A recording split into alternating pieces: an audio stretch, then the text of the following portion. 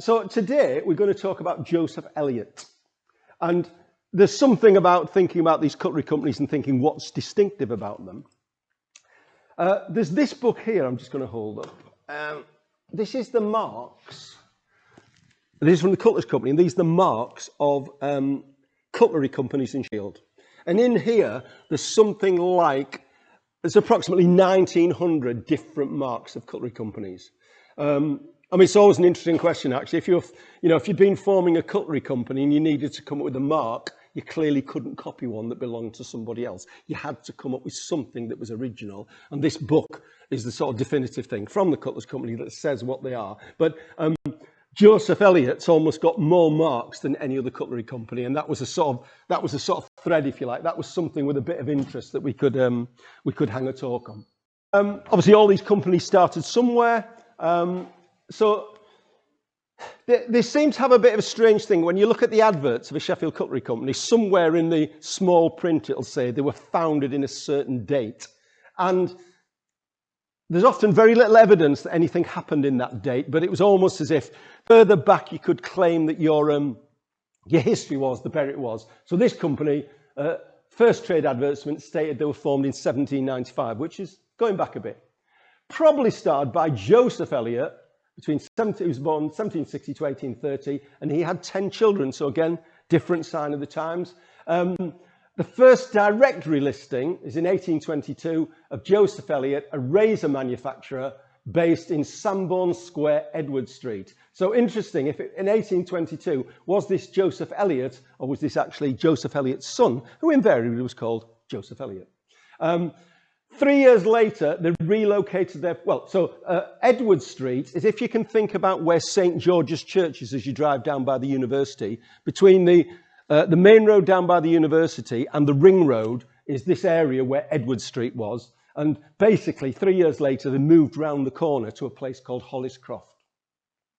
1835, Joseph Elliot, so this must have been the son, definitely, was granted his freedom of the Cutler's Company. So this was that notion saying you've got the freedom to make cutlery and put your own name on it. 1833 to 1850, Joseph Elliot was in partnership with his brother John. 1856, he partnered with his eldest son, another Joseph Elliot, and firm became Joseph Elliot and Son, and they were also joined by another brother who was Thomas. Obviously, one of the things sometimes we're looking for is documentary evidence, and you'll be pleased to hear that most of the slides are actually illustrations rather than sort of a list of sort of words. And so what I tend to do is I tend to take the history of the company, and then I try and mix it with some of the things that we can find in the collection. So they were a merchant and a manufacturer. Lots of the cutlery companies actually started off making razors, and so there is an interesting notion there that says, what is cutlery? That was one of Ken Hawley's trick questions. And if you held up a spoon and a fork and said, is this cutlery? The answer is no, because they don't cut anything. But a razor actually obviously did cut. And so, a lot of it was that notion of cutting edges. So the first products, razors, table cutlery, plated dessertware. And I suppose by dessertware, what we're talking about is you'd had a knife and fork for your dinner. But then if you're going to chop up an apple or you're going to chop up a peach because you didn't want to touch it with your hands because that was a bit uncouth, you were going to have dessert cutlery, and the dessert cutlery was normally a bit posher. Palette knives and scissors. So here we've got a bit of information about Joseph Elliot and Sons, Granville Works. Now, there was a time when I used to work for the Sheffield College on the Castle site, which was on Granville Road. So just trying to think, okay, what is it about Granville and Sheffield? Granville was the 14th Duke of Norfolk. So, and the Duke of Norfolk owned all the area where like Castle College is now, where All Saints School is, and much more beyond. He had a deer park. But so, again, not only did you have the problem with the cutlery company, what your trademark was going to be, you also had a problem what you're going to call your works. And again, generally, you wanted to call your work something that was going to impress somebody somewhere. And we get lots of that have American names, like, say, the Washington Works. But obviously, if you called it the Granville Works, then that you were hoping you're going to get the blessing for the Duke of Norfolk. And, again, the list of the things that we're making. And also this thing here, of course, which is the start of that notion of a mark. We said one of the things that was razors. Now, one of the great things about the Hawley collection, so we have some of the objects. If you look on the side there, there's maybe 8 or 9 razors. but also we've got the catalogues. It's a bit of a challenge sometimes. You'll find the item and you'll try and match it up with the catalogue and you think that would be a doddle. It isn't, okay? But so, and the other staggering thing is the amount of choice you had. So, you know, if you were a bloke and you wanted a razor, you know, apart from the fact they were very dangerous implements, and I suspect these were before the days of sticking plaster had been invented, but, you know, you had this fantastic choice. And these razors, they ranged from 14 shillings a dozen to 65 shillings a dozen to 91 shillings a dozen if you wanted an extra hollow. The 65 shillings a dozen had ivory handles, and they all had wonderful names on them. And I guess, again, if you were a chap and you want to use one of these razors, generally you'd probably been saying, well, I like the one I had before, can I have it again? So they had names like Perfection, Diamond Steel, Silver King, Matchless Razor, Damascus Hollow. So again, we sort of had brands within brands. This is interesting. So this is a full set. I don't know if you can read it, but it starts off Monday, Tuesday, Wednesday, Thursday, Friday, Saturday, Sunday. So it's almost a sign of posh. I don't know, did you leave these around in the bathroom because you wanted to impress anybody else who came to visit in your bathroom? I did have the idea that if you'd shaved with the Monday razor, by the time you got back to it a week later, it might have gone rusty. So again, but you know, people would have been looking after these. But, you know, this was obviously a quality set. You know, full hollow, ivory etched, days of the week on the back of each razor. Leather, 60 shillings. Russian leather lock and key, 68 shillings. Morocco with catch, 64. But if you can't afford that, we've got a cheaper line at 45 shillings and 56 shillings. And I haven't done the calculation, but, you know, 60 shillings was quite a lot of money in those days. But again, it's just a nice illustration of the sort of range of products. And so this is Hollis Croft. And actually that says Hollis Croft on there. So we're sort of moving through history a little bit. So in 1851, that was the year of the Great Exhibition, and Joseph Elliot, along with loads of other Sheffield companies, they got an honourable mention. And they also exhibited in New York, so the American market was huge for people from Sheffield. And, you know, I've said it in some of the other talks, but this is around, you know, the canal only came to Sheffield in 1850. So getting goods from Sheffield to America was a little bit of a challenge. You know, people complain that you can't get from Sheffield anywhere east-west now. So, you know, it took 2 days to get to Manchester. It probably took you 4 days to get to Liverpool. Then it took you, I don't know, a couple of weeks, at least 2 or 3 weeks to actually get across to America. So it was a real challenge. But these goods were so prized. The quality was recognised as being so good, people did it. Yeah, it was funny here. So just one of the notes in the history was George Eliot's neighbour was George Hyde's, whose factory provided power for Eliot's factory. So this power could have been, it could have been from a water wheel, and it would have been moved on belts, or they could have moved on to a steam engine by then. And it's interesting, this Hyde's company claimed to be one of the oldest firms going back to 1707. And apparently he's one of the few people where George Hyde's, who's buried in St. George's graveyard, where the actual the gravestone is still there, because, you know, that's a university building now and they've got rid of most of the gravestones. George Hyde's, you know, who was next door to Elliot's, apparently had one of the worst records for health and safety of any company in Sheffield. In 1874, there was a massive boiler explosion, which virtually wrecked the place. So just an interesting notion, but maybe, you know, I don't know whether that was a plus or a minus, so you're getting the stuff from George Hyde's next door. So just a notion, I think, about quality. On the right here, we've got some Victorian here, you know, a fish knife and fork. I often say, anybody here still using a fish knife and fork? Now, they're beautiful things, actually.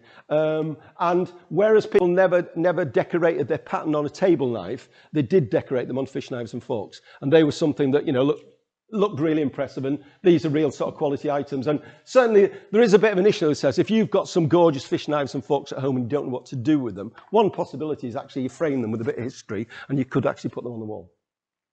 But Joseph Elliot died 1874, age 73, buried in Ecclesall Churchyard. And we've got Margaret here, who's an expert on Ecclesall Churchyard. In fact, a lot of famous cutlers are buried in Ecclesall Churchyard.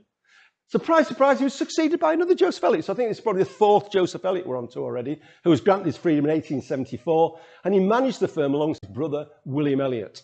They expanded into table knives, so it's important, and in 1881, they employed 110, and it says 110 men here.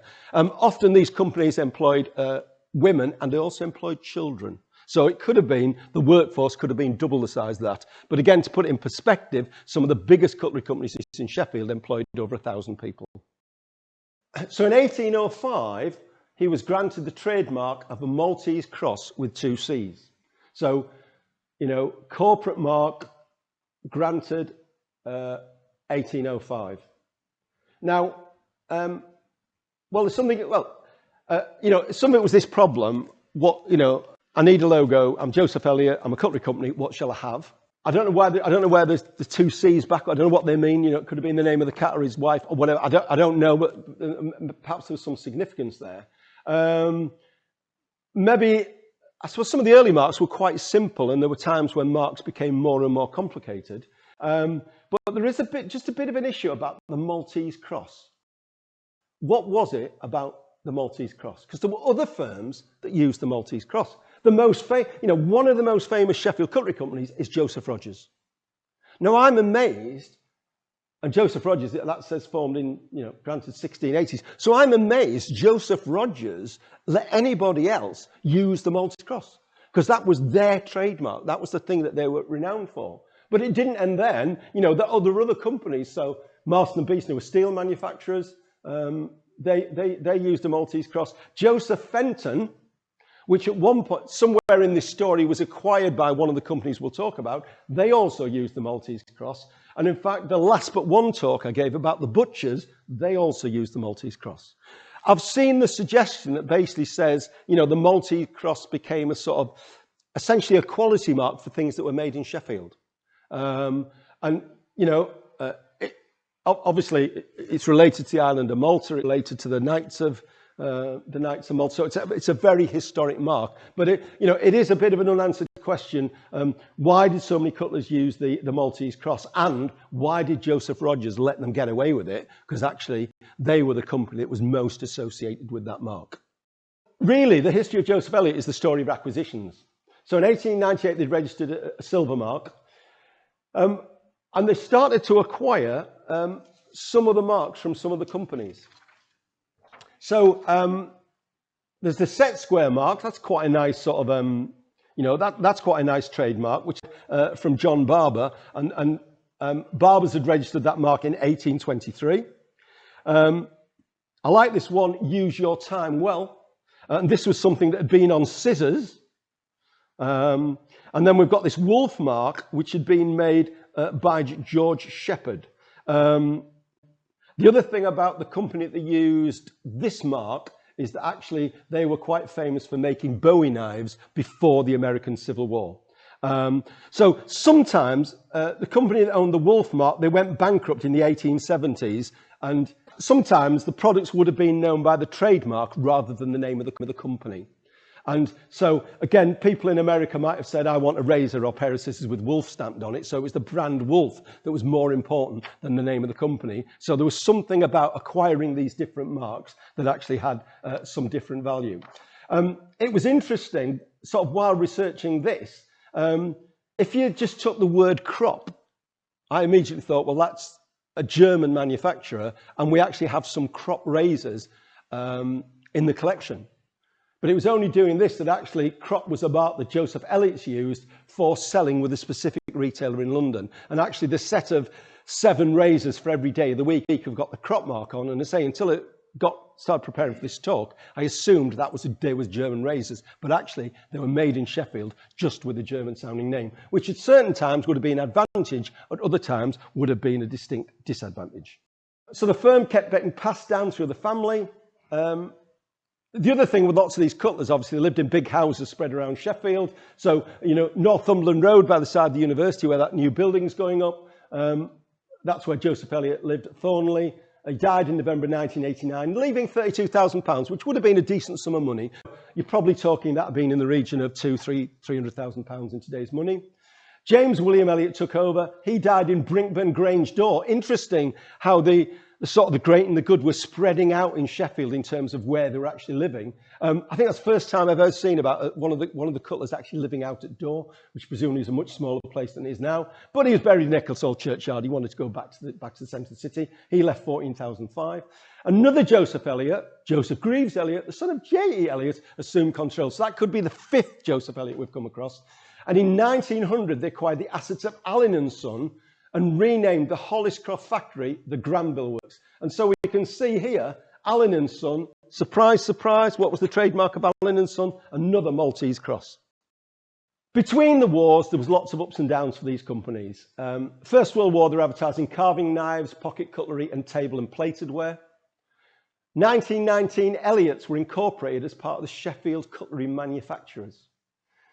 Now, so it's fair to say that the wars didn't do a lot of favours for a lot of companies. If you think about it, a third of the workforce probably went off to fight. So you didn't have many people to actually make stuff. Some of the workforce went to work in the big steel factories on the east side of Sheffield where they were making armour plate, and they got paid more money for making armour plate than they did for making knives, forks and spoons. The other thing was fashion was changing. So in that period up to the start of the First World War, if you're a fairly well-to-do family, you would have had people in service. You could have had a sort of, your dining cutlery would have had loads of specialist pieces that would have been cleaned by the butler, and the table would have been cleared by the butler, and you would have had a cook and all those sorts of things. Again, lots of that got broken down in the war. So it didn't do a lot for many of the staple diets of things that were being sold by the Sheffield cutlers. So it was this guy, Tysack. He more or less had the idea, look, things are getting tough for us as cutlery companies. Why don't we get a number of cutlery companies together? Why don't we amalgamate them essentially? And why don't we modernise? What you've got to remember again, most of these cutlery companies, if you'd gone to look at them in the 1900s, the 1910s, they probably just looked like backstreet workshops. They weren't like big industrial factories. And even when you sometimes see an etching of a factory and it looks all big like the Norfolk Works around the corner, actually, there were, it was a lot of backstreet, primitive. It was great because it was lots of crafts work going on, but it wasn't good in terms of turning out massive volume at a cheap price.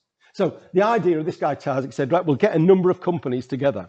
So he approached Woolston Homes, who basically said, we're all right where we are, actually, even though that would have been quite a good arrangement. But he did approach Joseph Elliot, Lockwood Brothers, who were already starting to struggle, Nixon and Winterbottom, Southern and Richardson, and Thomas Turner. And they all agreed that it would come together as a single company. So they were capitalised with a value of £300,000, which again in 1919, that was quite a lot of dosh. They had 1,200 workers, and they were based at the Eyewitness Works, and they had great aspirations of being more modern. Elliots were essentially brought in to support Lockwood's. 1923, Elliot moved to Lockwood's site at Spittal Hill. So we've not mentioned that before, and I'll show you a picture of that later. But and again, Spittal Hill's not a sort of area that we associate with cutlery making, but the reason they went to Spittal Hill, it was to do with tool making. And another interesting thing about this company that we've never come across before is a link between a cutlery making company and a tool making company. Surprise, surprise, the Sheffield cutlery manufacturers didn't work. Some of the comments were there were too many bosses and not enough workers, which probably is a theme that runs throughout history. Some of it, I think, is these companies, they were fiercely proud of their own brand. And therefore, the idea of maybe putting somebody else's brand on your cutlery and your products maybe didn't go down very well. But Elliots emerged from the wreckage in quite a good state. So in 1986, they occupied the Sylvester works of a company called Thomas Ellin, which again was another substantial company. So in a relatively short period of time, in the early 20s, two really quite significant firms were gobbled up by Elliots. That was Lockwood's and that was Thomas Ellin. And in 1927, a public company was formed as Joseph Elliot Sons Limited. All of a sudden, all these different trademarks were appearing. There's three there with monkeys on them. So again, that was a particular company. There's some of these that have got sort of South American slight sounding brands to it, and that's because one of the companies, Lockwood's, did a lot of work in South America. The lightning rasp doesn't sound like a piece of cutlery; it sounds like a tool. And Well, I don't know, other sort of, words around. So you've got Lockwood Brothers, Spittle Hill, Monte Cristo. Again, that sort of Italian sounding notion. Top there, another Maltese cross. That marked 950. That was from the Fenton brothers. We've got this, and I think that 952, actually, that's the same thing. We've got this Pampa knife. So we've got this sort of South American connection coming out there. And then down here, Haste Post, I'm not sure where that came from. We've got this company Baxter's who very much had this notion of the, validated by Her Majesty, purveyor of goods to Her Majesty. Whether that was official or unofficial, I don't know. But the VR obviously stands for Victorian. And so sometimes they'd put the different monarchs on the knives. Sometimes you had people still putting VR on knives 20 years after Queen Victoria died because they just thought that was a good sign of quality. And then we've got something appearing down here. H Sorby. Now Sorby is quite a famous name in the life of Sheffield. There's a Sorby house office block down on Spittle Hill. Sheffield University, there were Sorby halls of residence. And there's also the Sorby Natural History Society. And so there's just a bit of a notion, how on earth did Elliots end up involved with Sorby? So Lockwoods had been founded by John Lockwood from Ecclesfield, and in 1767, as Freeman of the Cutlers Company, he was awarded the mark CX. 1790, he occupied premises in Arundel Street. I just want to give a plug out for Arundel Street now. It sort of runs towards the back of Decathlon. It's a bit of a mismatch of everything at the moment, Arundel Street. On the left-hand side, there's sort of quite a few works. The right-hand side starting to become a bit trendy, where some old places are being turned into flats. But I've never really tested this out, but probably I would say this was the biggest concentration of cutlers anywhere in Sheffield. One of these days, I'm going to do a talk about what happened on Arundel Street. I'll need to do quite a bit of work on it, but Arundel Street crops up over and over again. 1803, William Lockwood married Anne Sorby of the tool-making dynasty. They had 4 sons who became the Lockwood Brothers. 1837, they were listed in Arundel Street, but they partnered with Sorby's business, which was on Spittle Hill. And there is a bit of a sense, as you move more towards the east side of Sheffield, you get more towards companies that made tools and that notion of bulk steel making, whereas a lot of the cutlery production was actually based more in the city centre. In 1845, Lockwood Brothers acquired Sorby's business and marks, and lots of Lockwood products were utilitarian, aimed at overseas market, particularly South America. So the South American connection. So one of the things, they used the Best Hermandos brand, which doesn't run off the tongue as being something that sounds very Sheffieldish. But that was to do with the name of their export company. In 1862, they had a problem. And this was a bit of a problem for the Sheffield cutlery industry, full stop. Basically, German counterfeiting.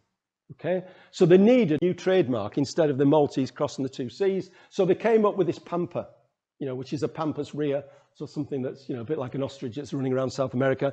I suppose in a sense, we've already said they had a bit of a link to the South American market. So if you want to sell your stuff in South America, then maybe if you have brands that relate to the South American market.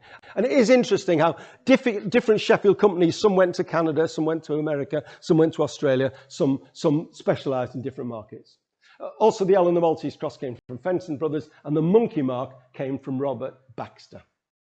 One of the things is just doing these talks, can we link the history, which comes from a bloke called Geoffrey Tweedale, with physical objects that are in the museum. This is a display case of Lockwood's pen and pocket knives. Okay. Originally, pocket knives often came around because it was people trimming quills to write with. That was where a lot of the notion came from. This is a display case that actually we've got on permanent loan from a museum in Bradford.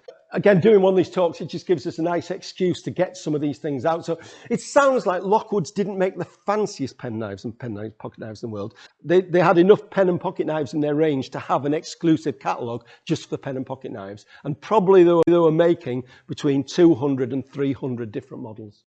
This is Sorby's works. Now, I don't know about you, but I suppose I've lived in Sheffield nearly 50 years. If you were sort of going out towards Meadowhall, when you turn left off that dual carriageway, as you you go under a big archway, and you go before you get to that big Tesco's. If you look left, there's this building.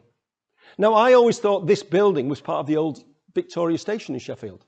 This was the works of Sorby, and actually, it's a classic building actually because it's standing there as a bit of a it's not quite a ruin, and I think maybe about 10 years ago somebody did re-roof a bit of it, but it is quite a substantial building, and it's quite interesting in terms of something that was there, and you can see how extensive it looks there. But Sorby's essentially were a tool company that made a massive range of tools. So all of a sudden we had this company, Elliot's, that were making traditional cutlery, but they also had this massive tool empire. And maybe that had some advantages in terms of logistics when they were selling when they were selling things on. So the other thing was this company, Thomas Ellin. As you peel the lid off these stories, formed by two brothers who were abandoned by their father, but trained by their granddad to be cutlers. So in a sense, it's good they got that break, isn't it? Because actually, if they hadn't got that break, who knows what would have happened to them. Became Freeman of the Cutlers Company in 1792. 1797, partner Joseph Oldale. Where was that? They were in Arundel Street too. 1810, they rented a water wheel, Ellin or Sylvester wheel, and they were the first company to use steam power and to employ circular saws for handle cutting. Generally in these talks, we're always concentrating on knife making, on the knife and the blade and all those sorts of things. But, what use is a knife without a handle? And actually you forget that really the act of making the handles was virtually as big an industry as the act of actually making the blade. And certainly, so it's interesting that they had a circular saw for cutting the handles. They also had the Vulcan works in South Street. And it's interesting, Vulcan became one of their brands. On top of the town hall, I think we've got a figure on top of the town hall, and that's Vulcan, who was the god of fire, I think, or something. So, interesting though, again, using that as a sort of famous word. 1833, he became master cutler. 1841, his son became master cutler. Commended at the Great Exhibition for the range of trained knives. So, so Ellin's would have had a stand at the Great Exhibition. Joseph Elliot's would have had a stand at the Great Exhibition. Neither of them knew that at some point they would become one company. And another thing about Ellin's, which is quite interesting, they were forging, melting and rolling their own steel. So they were doing everything. Okay, many of the other Sheffield cutlery companies would have been buying in blanks, or they would have been buying in rolled steel to cut out themselves. But actually, Ellin's were doing anything.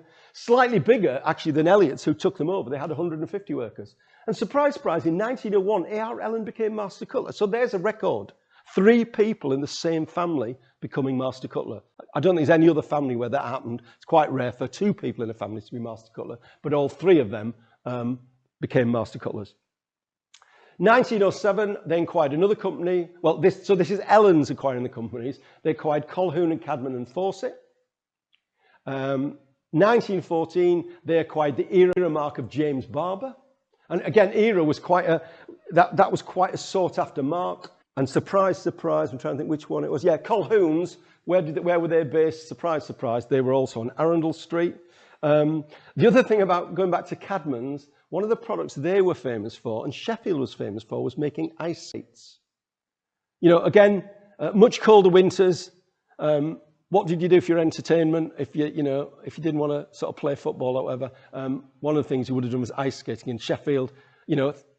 Technically, you could argue an ice skate is a bit of cutlery because it's a blade for cutting the ice. They also made a head razor, and they were one of the first firms to register a stainless steel trademark.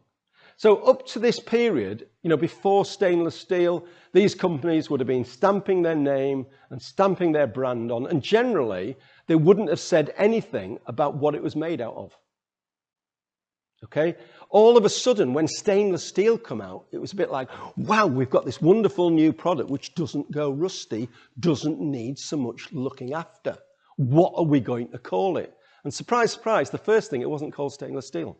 That was a bit of an afterthought later along the line. Some companies actually called it rustless steel. Okay, but Ellin's had their own trademark, and it was Vulcan, and this wonderful knife, it's stain-proof. So getting the catalogues out, I just thought, this is just a lovely, polite bit of marketing. I'll read it out because you might not be in it. Sylvester Works Sheffield, dear sir, we take pleasure in presenting herewith a new illustrated catalogue of the goods manufactured by us, and gratefully acknowledge favours so generously bestowed in the past, and hope by continued personal attention and promptness to merit your confidence and continued patronage. Having recently effected an amalgamation with the firm of Colquhoun and Cadman Limited, we are now in the position to supply every class of joiners and garden tools from stock, in addition to all descriptions of cutlery. Yours truly, Thomas Ellin Co Limited. So, you know, you're going back to your customers and basically saying, look, not only do we do cutlery now, we can also do garden tools. That just you know, a sort of thing that you wouldn't get in today's climate. These were the trademarks of Thomas Ellin. So he was already saying they've got Colquhoun and Cadman on board, razors, scissors, electroplate, general merchants, the Sylvester Works, registered trademarks, and there's all sorts of things here. So Vulcan that we've already mentioned, CNC, that was coming from Cadman, silver steel, maple silver steel, I'm not sure where that came from. This is Vulcan. A ship and a cutler again, maybe a bit of a nod that it was going to the overseas market. So you can just see how one of the companies that Elliott's acquired already had a big bag of trademarks. So all these trademarks were just heading in one direction, and they were heading towards Joseph Elliot. A few other trademarks. So somewhere there was a lacrosse trademark. I keep meaning to want to find something with a friend of mine is a big lacrosse player, and one of these days I want to find him a knife with a lacrosse trademark. And they were just taken over, you know, lots and lots of different companies.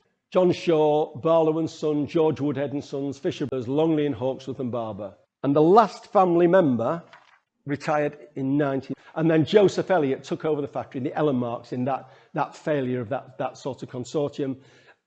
Ellin's as a company wasn't formally dissolved until 1980. So what it's basically saying is the Ellin brand was valuable to Joseph Elliot, and therefore, rather than saying, right, we'll scrap all those, you know, Ellin brands and we'll just call everything Elliot, so we'll keep the old brand. So essentially, Joseph Elliot's might have been selling knives branded with 10 different makers on them, because they thought that was a better business model than just merging everything into the Joseph Elliot picture. Here we've got some rather nice pocket knives made by Ellin's, you know, multi-blade things on them, the sort of things you wouldn't be allowed to carry these days, but are very, very collectible.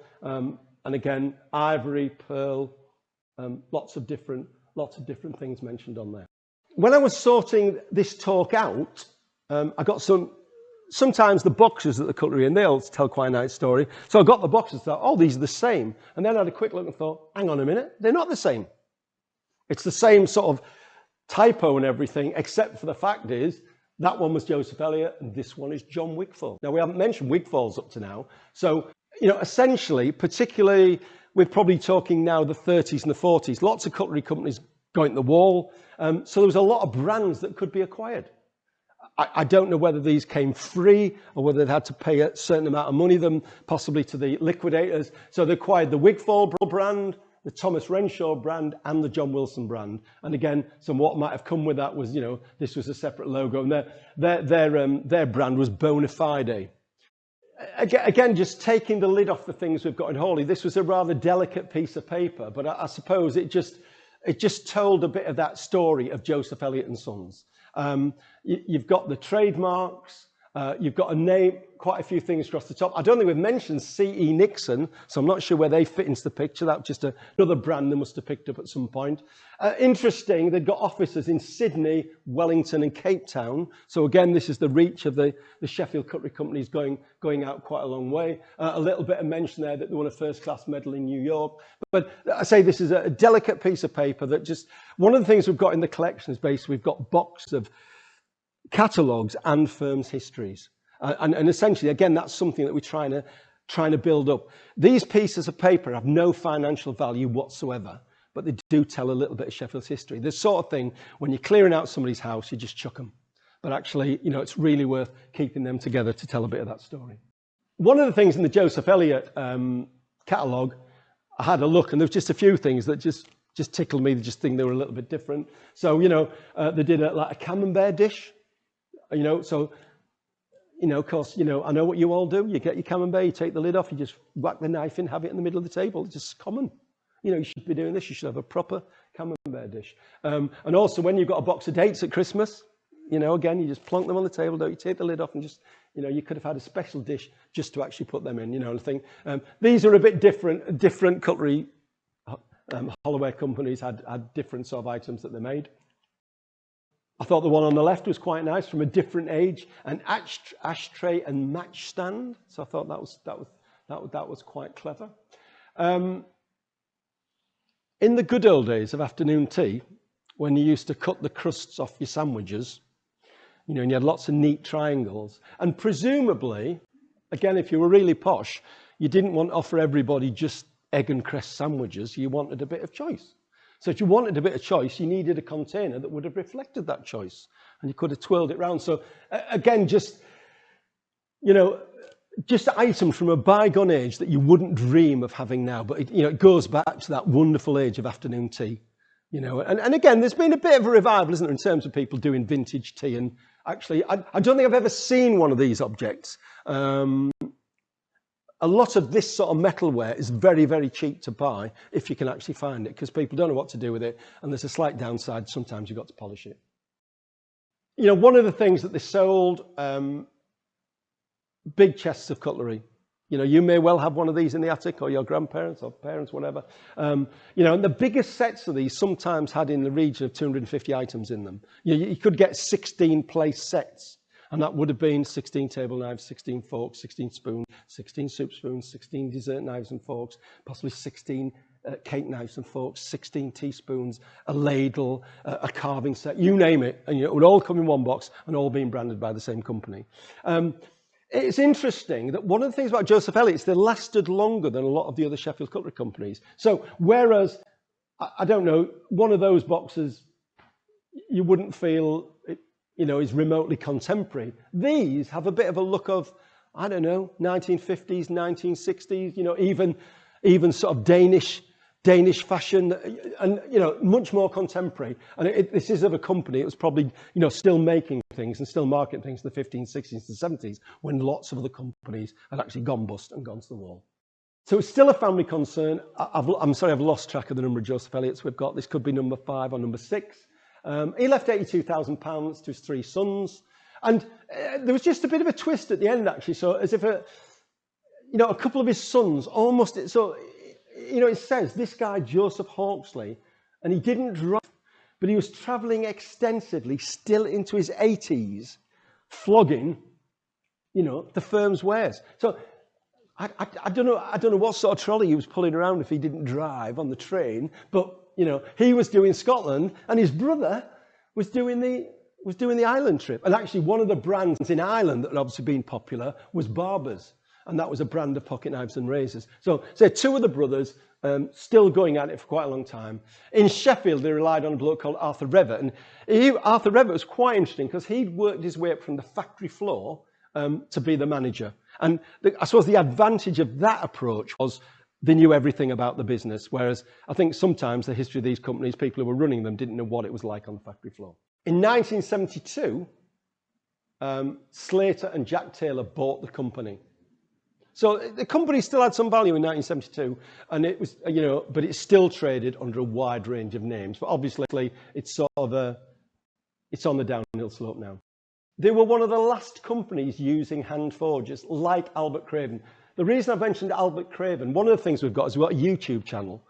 And one of the things Ken did, as well as collecting 100,000 objects, he tried to film some of the last craftspeople in Sheffield. Most of them were blokes. I mean, there are some pictures of ladies doing some of these things. But there's a video of Albert Craven, actually. I think he's almost in semi-retirement at somewhere like Whitby, I think. But he's actually describing what he did, and there was a little bit of work that he still did. In 1980s, they were still selling hunting and pocket knives. And in 1998, the company was wound up. So in terms of that, the winding up of different Sheffield companies, they were one of the last to go. But the factory has been renovated and still remains. So if you go around the little road, well, it's Arundel Street, round the back of Decathlon, this building is still there.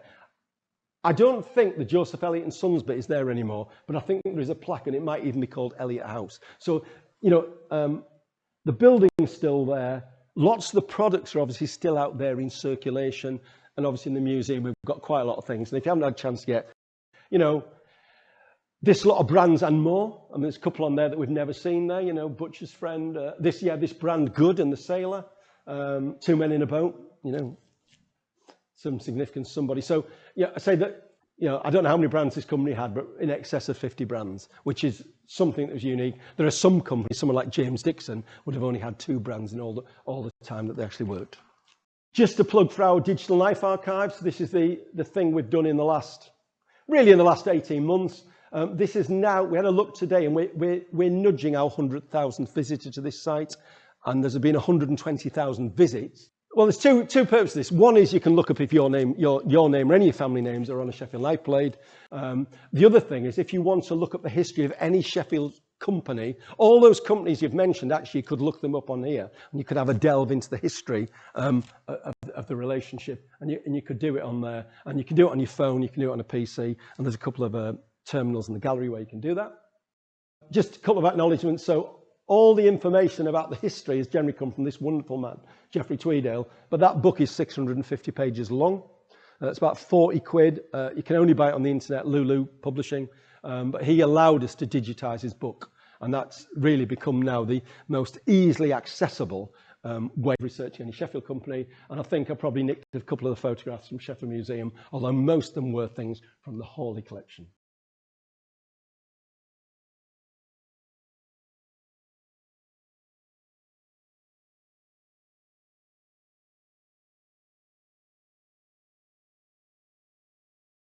Okay, so that's the end of our little visit, Joseph Elliot.